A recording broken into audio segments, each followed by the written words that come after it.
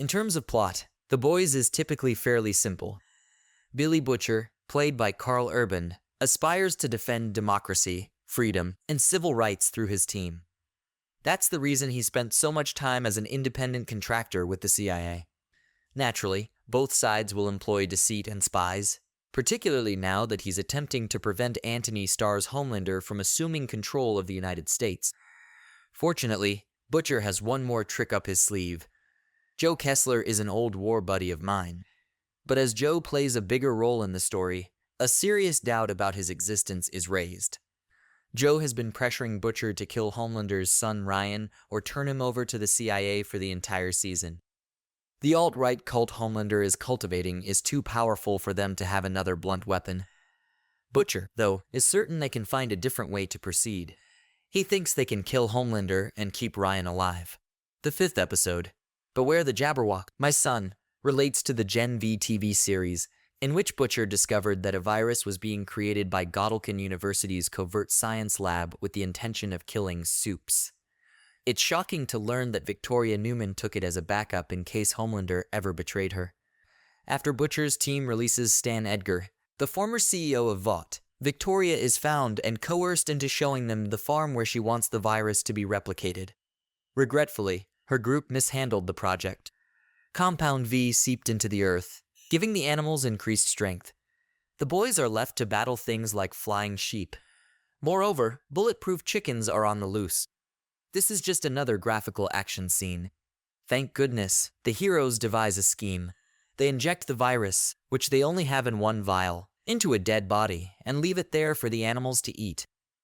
The super creatures perish as the plan comes to pass. The issue is that Samir, the scientist spearheading the effort, has vanished along with the virus. It appears that he was consumed in the altercation because they find his leg. In actuality, though, Butcher managed to outwit Samir during the chaos and sever his leg, leaving it as proof. The man was abducted by Butcher, who is currently imprisoning him.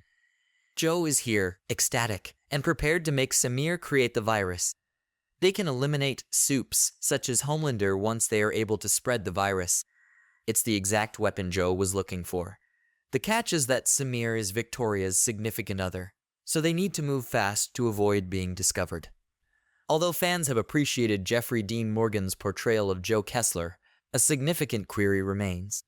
Is Joe a real person? It has been noted by theorists that Butcher never meets him in person. There was nobody around when they met at the CIA and Butcher poured him a drink. Joe also did not take a drink. They have no company the other times. Joe may be experiencing a hallucination, or he may be secretive and not want the CIA to be prying into his activities. After all, Ryan's mother and his ex-wife, Becca, are already hallucinating for Butcher. Becca is the guiding angel on his shoulder, telling him to focus more on illuminating Ryan and less on war. Butcher's darker instincts have been accidentally triggered by Becca.